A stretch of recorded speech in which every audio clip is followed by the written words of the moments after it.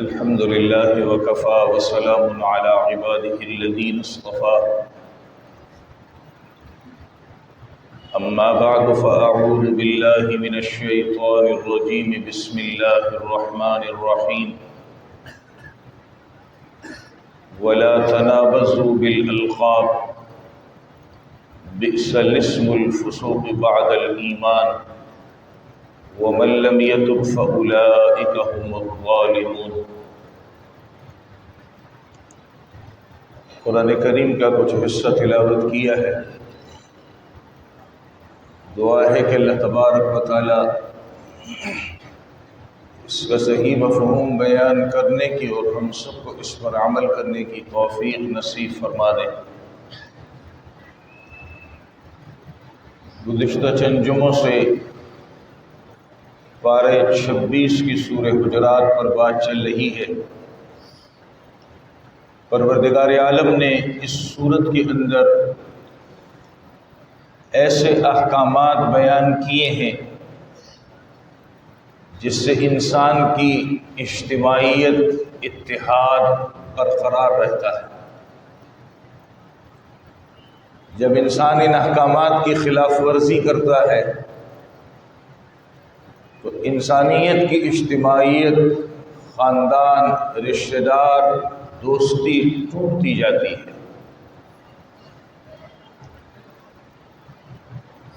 ان میں پہلا حکم جو اللہ تعالیٰ نے بیان کیا تھا کہ جب دو جماعتوں میں لڑائی ہو جائے تو صلح کرا دو۔ اس کے بعد پروردگار عالم نے آگے پیدر پہ 3 احکامات بیان کیے۔ پہلا حکم یہ ہے کہ کسی کا تمسخر نہ ہو، مذاق۔ دوسرا حکم یہ ہے جس پر گزشتہ جمعے بات ہوئی کہ ایک دوسرے کو تانا نہ۔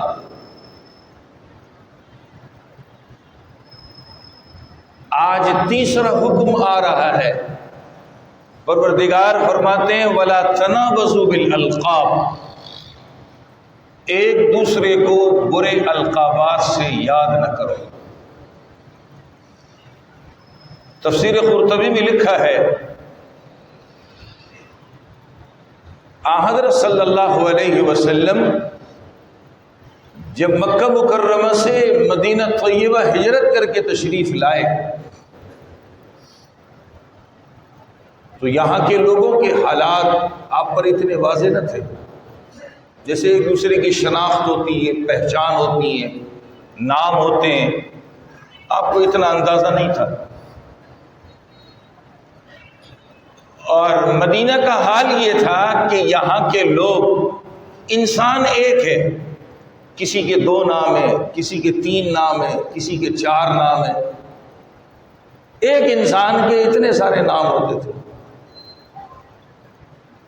حضرت صلی اللہ علیہ وسلم جب آپس کی گفتگو اور بات سنتے اور اس میں یہ سنتے کہ فلاں کو اس نام سے بلایا جا رہا ہے، فلاں کو اس نام سے بلایا جا رہا ہے، تو آپ بھی اسی نام سے بلا لیتے تھے۔ جب حضرت صلی اللہ علیہ وسلم کی زبان سے وہ بندہ اپنا نام اس طرح سنتا جیسے کہ عام لوگ کہتے ہیں، اسے برا لگتا تھا، لیکن نبی کو پتہ نہیں تھا کہ معاملہ کیا ہے۔ چنانچہ صحابہ کرام نے بتایا کہ یہاں معاملہ ایسا ہے۔ اصل نام تو وہ ہوتا ہے جو انسان کے ماں باپ رکھتے ہیں، لیکن بعد میں کسی وجہ سے، کسی سبب سے یا ویسے مستی مذاق میں کسی کا ایک نام چھپ جاتا ہے، وہ مشہور ہو جاتا ہے۔ یہ کہانی بھی ایسی تھی۔ تب حضرت صلی اللہ علیہ وسلم کو پتہ چلتا کہ نام اس کا یہ ہے اور اس کا یہ نام مشہور ہو چکا ہے، چھپ چکا ہے، اسی سے اسے لوگ یاد کرتے ہیں۔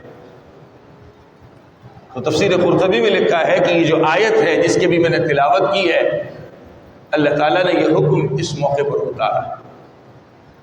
فرمایا وَلَا تَنَابَزُوا بِالْأَلْقَابِ، ایک دوسرے کو برے القابات سے یاد نہ کرو۔ ایمان کے بعد یہ برا نام ہے. اگلا جملہ اللہ نے یہی کہا ہے بئس الاسم الفسوق بعد الایمان. ایمان کے بعد اس طریقے پر یاد کرنا، یہ برے نام سے ایک دوسرے کو پکارنا، کہا یہ نہ کرو.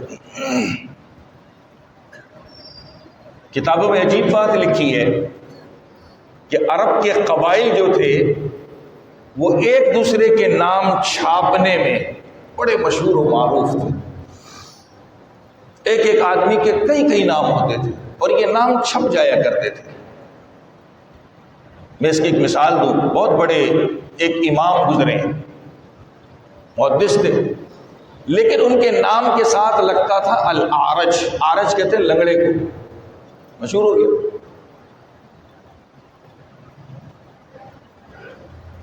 انسان کی آنکھ کے اندر ایک تو ہوتا ہے نابینا پن، اس سے کم جس سے آنکھیں انسان بند کرتا ہے، جس کو اردو میں کہتے ہیں چندھیانہ، عربی میں اس کو کہتے ہیں اعمش. امام کا نام پڑ گیا، اب وہ کتابوں میں امام اعمش سے مشہور ہے.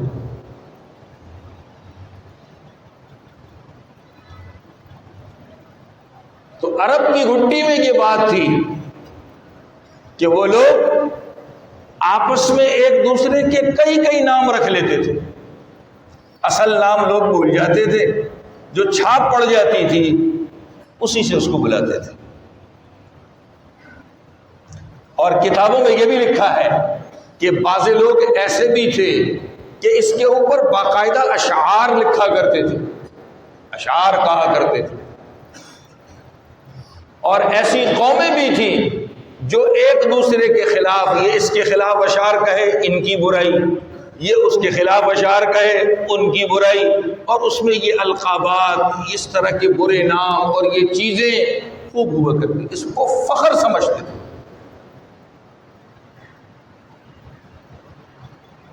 اسلام نے ان کو جوڑا، ایک کیا، اور اسلام نے اس برائی کا خاتمہ کیا کہ ایسا نہیں کر سکتے، کسی کی برائی بیان نہیں کر سکتے، چاہے وہ اشعار میں ہو، چاہے پکارنے میں ہو، چاہے لکھنے میں ہو، کسی بھی طریقے سے ہو. کسی ایک فرد کا نام ہو یا اس کی قوم کا نام ہو، خاندان کا نام ہو، جماعت کا نام ہو، ایسا کام نہیں کر سکتے. یہ منع کس وقت ہے؟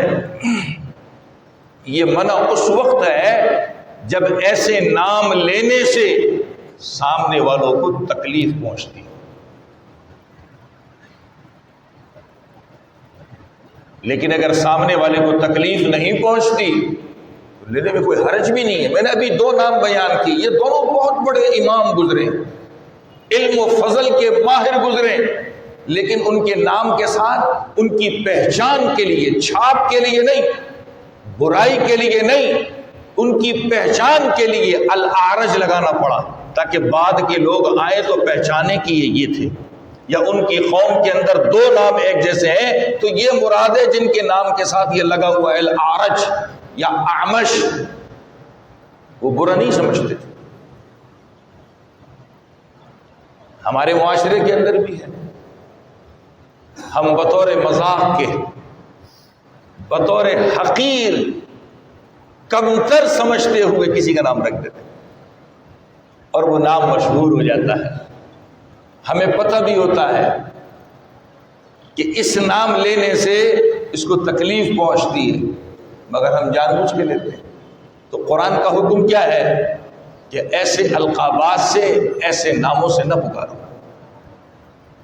ایک آدمی نے اگر اپنے نام کے آخر میں کوئی لفظ بڑھا دیا ہے اپنی پہچان کے لیے کسی بھی وجہ سے، اس کے لینے میں کوئی حرج نہیں ہے، اس نے خود لگایا ہے، وہ چاہتا ہے کہ اس نام سے بھی میری شہرت ہو جائے.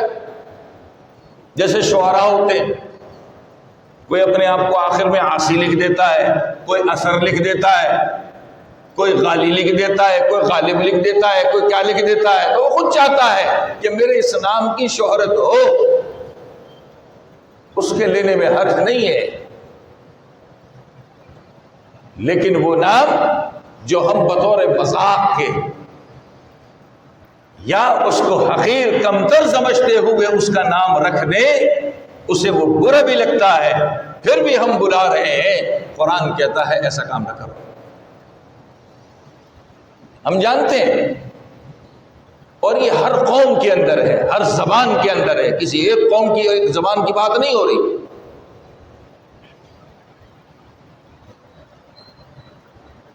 اس آیت میں پروردگار نے 3 ایک جیسے احکامات بیان کیے، تقریباً قریب ہیں۔ ایک ہے مذاق نہ اڑاؤ، ایک یہ ہے تانا نہ دو۔ ظاہر بات ہے تانا بھی یا تو آدمی دل لگی کے لیے دیتا ہے یا غصے کی وجہ سے دیتا ہے، ایسے تو کوئی بھی نہیں دیتا ہے۔ وہ چور، وہ زانی، وہ شرابی، وہ فلانے، یہ تو مذاق میں کر رہا ہے یا دل کی بڑاس نکال رہا ہے۔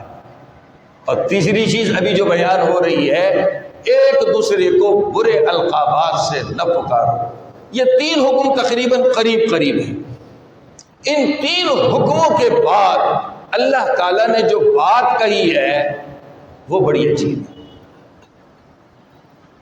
یہ بات یاد رکھیے، یہ گزشتہ جمعے بھی میں نے بات کی تھی، اس سے پیوستہ بھی کی تھی کہ اسلام نے مذاق کرنے سے منع نہیں کیا۔ امام محمد بن سیرین رحمۃ اللہ علیہ بہت بڑے تابعی ہیں اور صحابہ سے علم حاصل کیا۔ ان سے کسی نے پوچھا کہ یہ صحابہ کیا آپس میں مذاق کرتے تھے؟ تو انہوں نے ایک عجیب جملہ کہا وہ انسان نہیں تھے کیا؟ کیا فرمایا؟ کیا وہ انسان نہیں تھے؟ یہ بات یاد رکھیے، اسلام نے مذاق سے منع نہیں کیا۔ اسلام اس مذاق سے منع کرتا ہے جس سے کسی کی دل آزاری ہوتی ہے، جس کی کسی کو تکلیف ہوتی ہے، اس سے منع کرتا ہے۔ ہمیں پتہ ہے اس کو تکلیف ہو رہی ہے، پھر بھی ہم اس کو چھیڑ رہے ہیں، پھر بھی ہم اس کے ساتھ مذاق کر رہے ہیں۔ اسلام اب اجازت نہیں دیتا، لیکن انسان آپس میں ایک دوسرے کی طبیعت کو جانتے ہیں اور پھر مذاق کرتے ہیں، اسلام اس سے منع بھی نہیں کرتا۔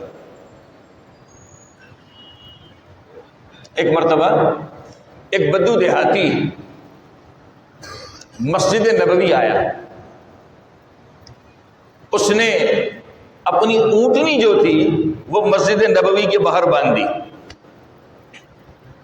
اور مسجد میں حضور اکرم صلی اللہ علیہ وسلم سے ملاقات کے لیے چلا گیا۔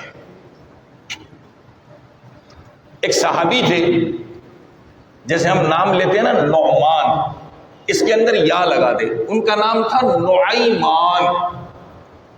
بہت بڑے صحابی تھے، بہت بڑے، لیکن اللہ تعالیٰ نے ان کی طبیعت کے اندر خوش مزاجی بہت رکھی تھی، ہر ایک کے ساتھ مذاق کرتے تھے، یہاں تک کہ حضور اکرم صلی اللہ علیہ وسلم کے ساتھ بھی مذاق کرتے تھے۔ ایسے انسان تھے، خوش طبع آدمی تھے، خوش طبع۔ تو حضرت نعیمان سے کچھ صحابہ نے کہا بہت دن ہو گئے گوشت نہیں کھایا ہے، گوشت کھانے کو دل کر رہا ہے۔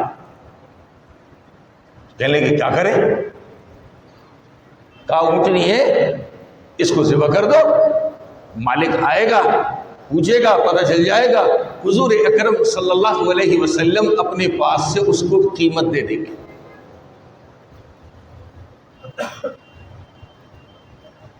یہ کون مشورہ کر رہا ہے آپس میں؟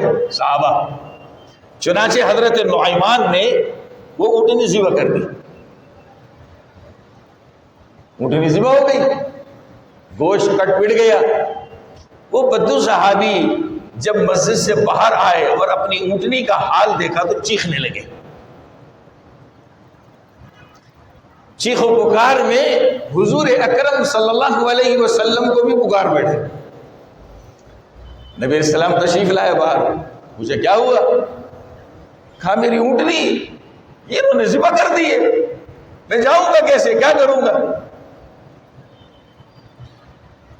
اب یہ جو حضرت نعیمان تھے رضی اللہ تعالیٰ عنہ، یہ فوراً یہاں سے بھاگے اور بھاگ کر گئے کہاں؟ حضور اکرم صلی اللہ علیہ وسلم کے چچیرے تھے، زبیر نام تھا، ان کے والد کا نام تھا عبد المطلب۔ ان کی بیٹی کے گھر چلے گئے. یہ گاؤں دیہات کے لوگ زیادہ جانتے ہوں گے. صحن میں کبھی کبھی کوئی گڑھا وغیرہ ہوتا ہے جس میں چارہ ڈالتے ہیں, جانوروں کی چیزیں ڈالتے ہیں. ایسا ایک گڑھا کھدا ہوا تھا. انہوں نے اندر سے گھاس پھوس نکالا اور گڑھے کے اندر جا کر اپنے اوپر گھاس پھوس ڈال دیا اور کھجور کے پتے ڈال دیے.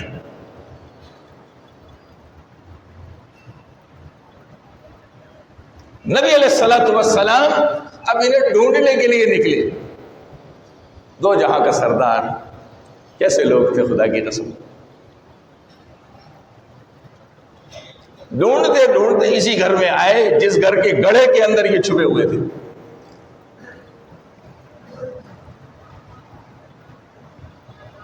تو پوچھا کہ نعیمان کو دیکھا ہے؟ جو صاحب قریب کھڑے تھے وہ کہنے لگے میں آپ کو بتاؤں گا تو نہیں,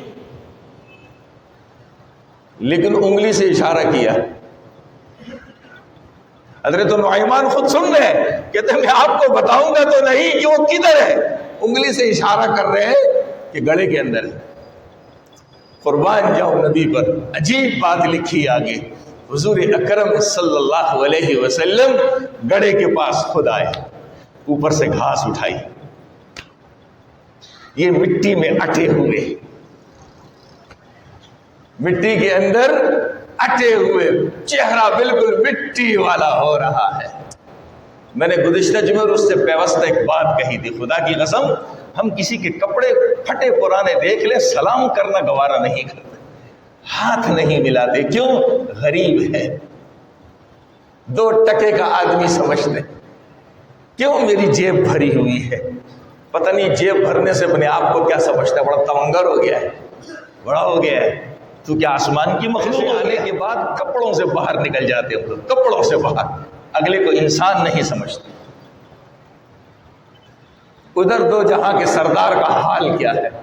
نبی علیہ السلام نے گھاس خود اٹھائی, جب دیکھا کہ چہرے پر مٹی ہے آپ اپنے ہاتھ سے مٹی صاف کرنے لگے. کیسے تھے ہمارے نبی. اور پھر ہاتھ سے پکڑ کے باہر نکالا, باہر نکال کر کہا نعیمان یہ تو نے کیا کیا. انہوں نے سارا قصہ سنا دیا. اور ایک جملہ بڑا عجیب کہا, انہوں نے کہا جن لوگوں نے آپ کو یہاں بھیجا ہے اور بتایا ہے کہ میں یہاں ہوں, انہوں نے ہی مجھے کہا تھا بہت دن ہو گئے گوشت نہیں کھایا, گوشت کھانے کو دل کر رہا ہے. اس بات کو سن کر اللہ کے نبی بھی مسکرا اٹھے. آپ سے بھی رہا نہ گیا, آپ مسکرا اٹھے.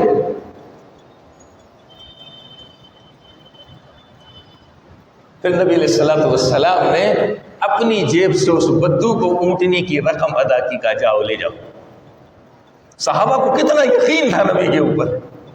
آج ہم بھی مسلمان ہیں, انہوں نے پہلے ہی کہا تھا نا کاٹ ڈالو, نبی اپنی جیب سے دے دیں گے. کیسا یقین تھا صحابہ کو. آج مجھے اپنی ذات پر یقین نہیں ہے. ایمان کی ہماری یہ حالت ہے, اتنے کچے ہیں ہم لوگ, کچے. نبی نے 1400 سال پہلے فرمایا تھا ایسا وقت بھی آئے گا صبح کو مومن ہوگا شام کو کافر ہوگا, شام کو مومن ہوگا صبح کافر ہوگا. آج ہمیں اپنی ذات پر اعتماد نہیں ہے, یقین نہیں ہے. اسی لیے ہم سے بہت ساری چیزیں چلی جاتی ہیں, عبادات بھی رہ جاتے ہیں, کام بھی رہ جاتے ہیں, ہمارے کام پورے ہی نہیں ہوتے. ہم سر پہ ہاتھ دے کے بیٹھ جاتے ہیں, ٹائم نہیں ہے کام پوری نہیں ہے, ٹائم نہیں ہے کام پوری نہیں ہے. کیا ہے؟ سوچا ہے کبھی ہم نے؟ اس طرف ہمارا دھیان ہی نہیں جاتا. صحابہ کو یقین کیسا تھا.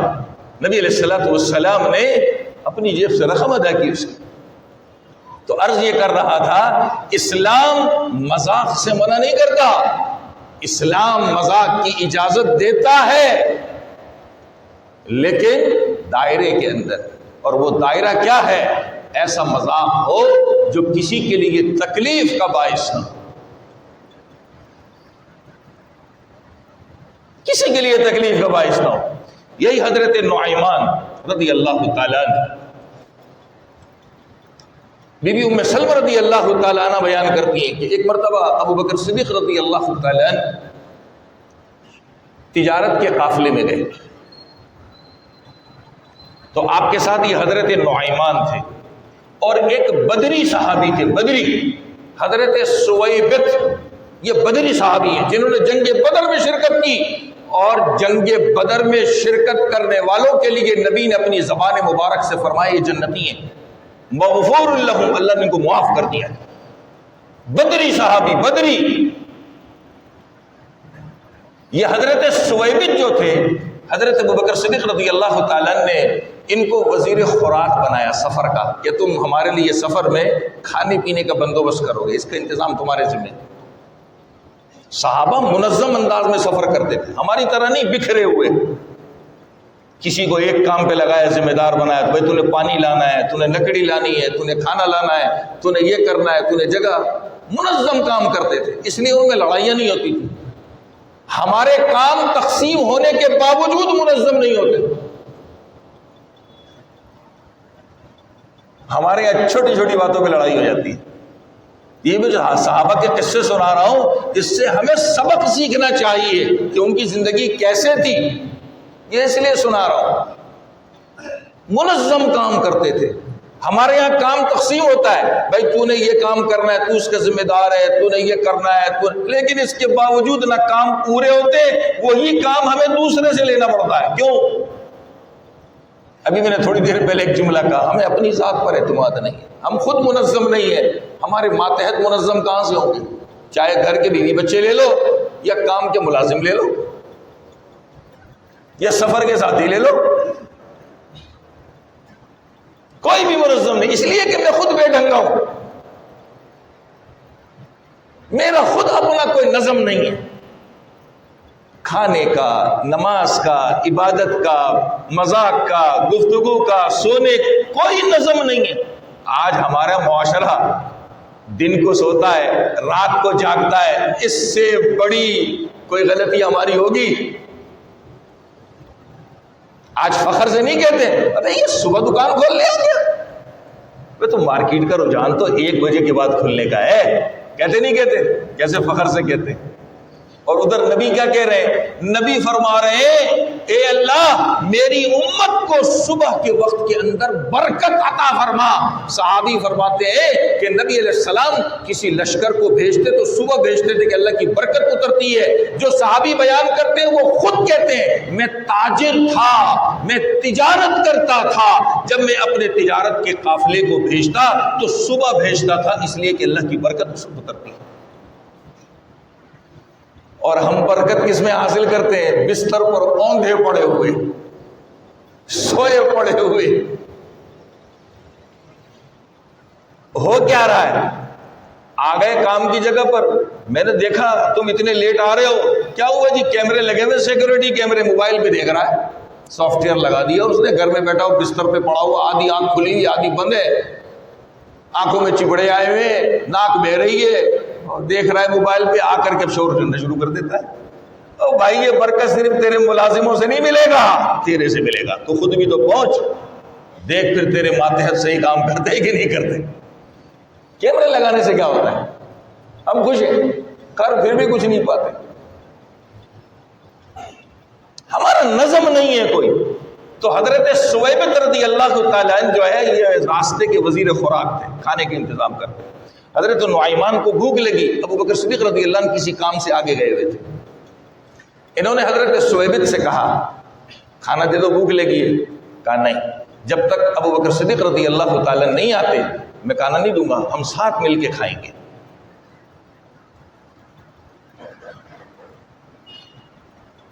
انہوں نے کہا یہ تو عجیب بات ہو گئی، ادھر بھوک لگی ہوئی ہے، یہ کھانا نہیں دے رہا ہے۔ یہ جہاں رکے ہوئے تھے اس کو یوں سمجھیے، پہلے زمانے میں جیسے شہر ہوتے تھے نا، شہر، تو شہر کے باہر ایک میدان ہوتا تھا، جب باہر سے کوئی قافلہ آتا تو ڈائریکٹ شہر میں نہیں جاتا تھا، پہلے اس میدان میں آ کر رکتا تھا، اپنا ساز و سامان ٹھیک کرتا تھا، سب کچھ یہاں درست کرتا، پھر اندر شہر میں جب جانے کی اجازت ملتی جاتے تھے۔ چنگیاں لگی ہوئی تھی، گیٹ لگے ہوئے تھے، ایسے ساری محاصرہ کیا ہوتا تھا۔ یہ اسی جگہ کا قصہ ہے۔ اب حضرت نعیمان گھومنے لگے، ایک جگہ دیکھا چند لوگ ہیں، ان کے پاس بڑی اونٹنیاں ہیں اور ساز و سامان ہے، ان کے پاس گئے، کہنے لگے ایک غلام ہے میرا، بڑا بد اخلاق ہے. کیا کہا؟ بڑا بد اخلاق ہے، میں اسے بیچنا چاہتا ہوں، لے لو گے؟ ہاں لے لیں گے. کہا سنو ایک بات یاد رکھو، جب تم اسے لینے جاؤ گے نا تو وہ بولیں گے میں آزاد ہوں، غلام نہیں ہوں. تم نے اس کی بات نہیں سننی. کہا ہمیں یہ بھی منظور ہے، ہم کر لیں گے، بس تو بیچ دے. ہے کیسا؟ کہا کتنے کے بیچو گے؟ کہا 10 اونٹنیاں لوں گا، 10 جوان اونٹنیاں اور غلام بیچوں گا. کہا منظور ہے. سودا کر کے آ گئے. اب وہ اونٹنیاں لے کے آ رہے ہیں غلام کو قبضہ کرنے کے لیے. حضرت سویبت کے پاس پہنچے تو اس زمانے میں ہو سکتا ہے کہ غلاموں کے گلوں میں کوئی پٹے وٹے ڈالتے ہو، انہوں نے رسی جو لے کے آئے تھے گلے میں پٹا ڈالنا شروع کر دیا. حضرت سویبت کہنے لگے بھائی میں تو آزاد ہوں، غلام تھوڑی ہوں کہ تم مجھے اس طرح غلاموں کی طرح باندھ کر لے جا رہے ہو. وہ کہنے لگے ہاں ہمیں پتا ہے، میں پہلے ہی بتا دیا کہ تم یہی کہے گا، لیکن تیرا سودا ہو چکا ہے. حضرت سویبت نے 10 اونٹنیاں پکڑی، وہ ان کو لے گئے. تھوڑی دیر میں حضرت ابوبکر صدیق رضی اللہ تعالیٰ عنہ تشریف لے آئے.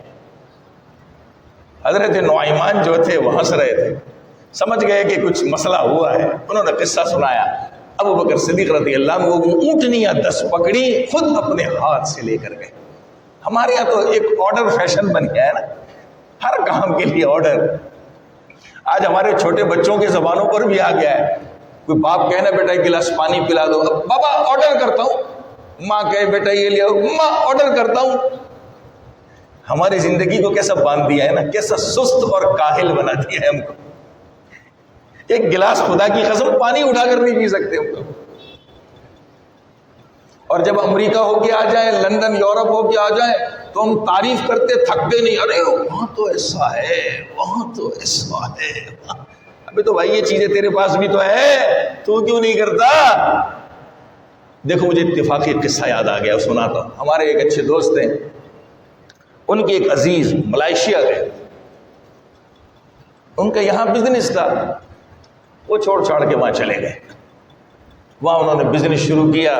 شروع کے دن تھے، جن کے ساتھ کانٹیکٹ ہوا تھا وہ ایک بہت بڑے مینیجر تھے، مالک بھی تھے ساتھ میں. جب پہلی مرتبہ ان کے آفس گئے، تھوڑی دیر بیٹھنے کے بعد ان کو اٹھایا، کہا آئیے ہمارے ساتھ. وہ سمجھے کسی کام کی بات کے لیے لے کر جا رہے ہیں، یہ سننے کی بات ہے.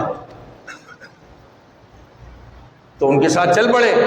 کہا دیکھو بھائی یہ ڈسپینسر ہے، جب آپ کو پانی پینا ہو یہاں آ کر پانی پئیں گے.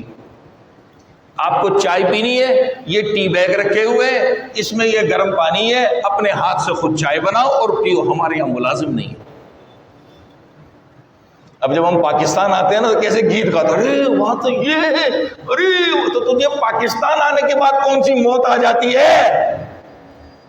یہاں بھی تو یہ کام تو خود کر سکتا ہے نا سارے. نہیں، پانی کا الگ ملازم ہے، گاڑی کا الگ ملازم ہے، بیگ کا الگ ملازم ہے. واہ کیا کہنے مسلمان تیرے. یہاں آ کے فخریہ طور پہ ان کی باتیں بتاتا ہے، بھائی یہ کام تو یہاں بھی تو کر سکتا ہے. خدا کی قسم صحابہ کا یہ مزاج نہیں تھا. ابوبکر صدیق رضی اللہ تعالیٰ وہ اونٹنیاں پکڑ کے خود گئے.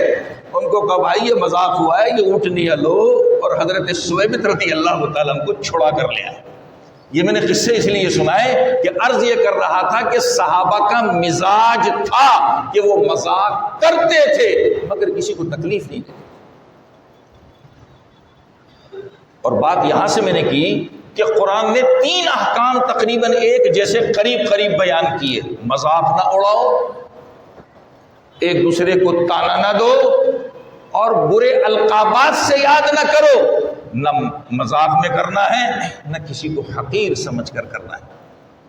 ہمارے یہاں بہت سے نام کسی کو حقیر سمجھ کے چھاپ دیتے. یہی میں نے بھی 2 مثال دی، او لولے، او لنگڑے، او ٹنڈے، او فلانے، او فلانے. اچھا مزے کی بات یہ ہے کہ اب یہ نام چھپنا سابقہ زندگی کے گناہوں پر بھی ہو گیا. او بے نمازی کی اولاد، او زانی کی اولاد، او چور کی اولاد، او فلانا، او فلانا. کیوں؟ میں دیندار ہوں نا. تو اب کیسے بتاؤں دوسروں کو؟ اب بتا رہا ہوں، او بے نمازی کی اولاد، او بے نمازی، او چور کی اولاد، او چور، یعنی اپنی دینداری اس طرح دوسروں کو بتا رہا ہوں۔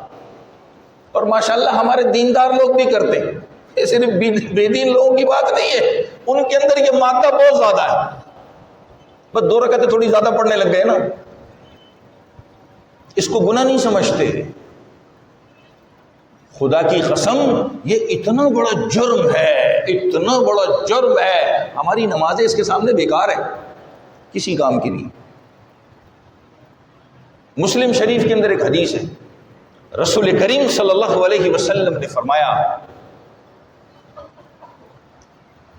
ایک مسلمان کے بدترین ہونے کے لیے، غور سے سنیے گا نبی کیا فرما رہے ہیں، ایک مسلمان کے بدترین ہونے کے لیے یہ بات کافی ہے کہ وہ دوسرے کو حقیر سمجھے، کمتر سمجھے، کمتر، ہلکا لے لے، ہلکا۔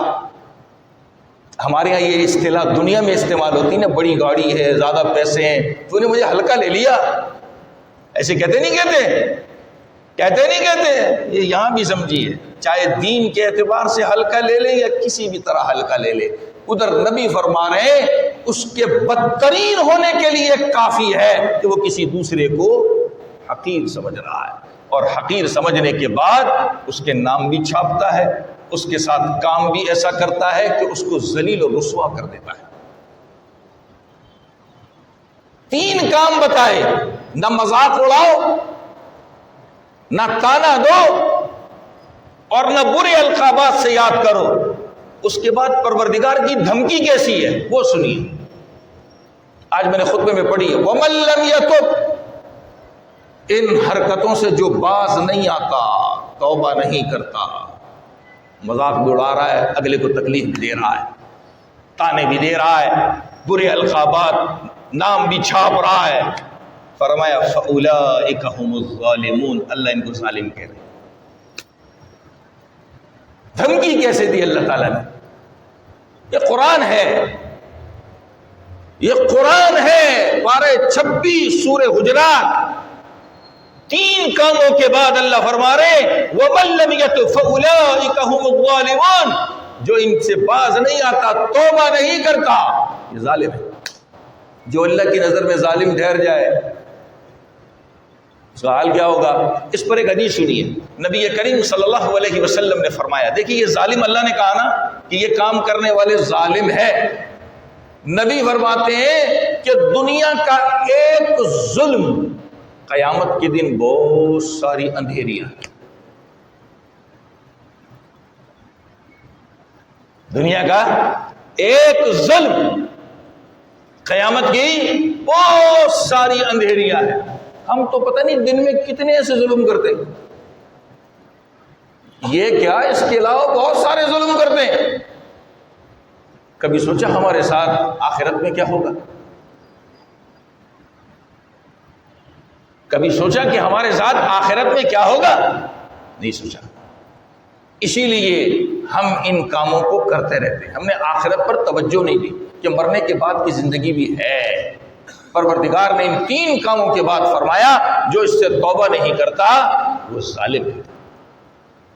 اللہ تعالی ہم سب کو ایسے گناہوں سے اور جتنے بھی گناہ ہیں سب سے بچنے کی توفیق نصیب فرما دے۔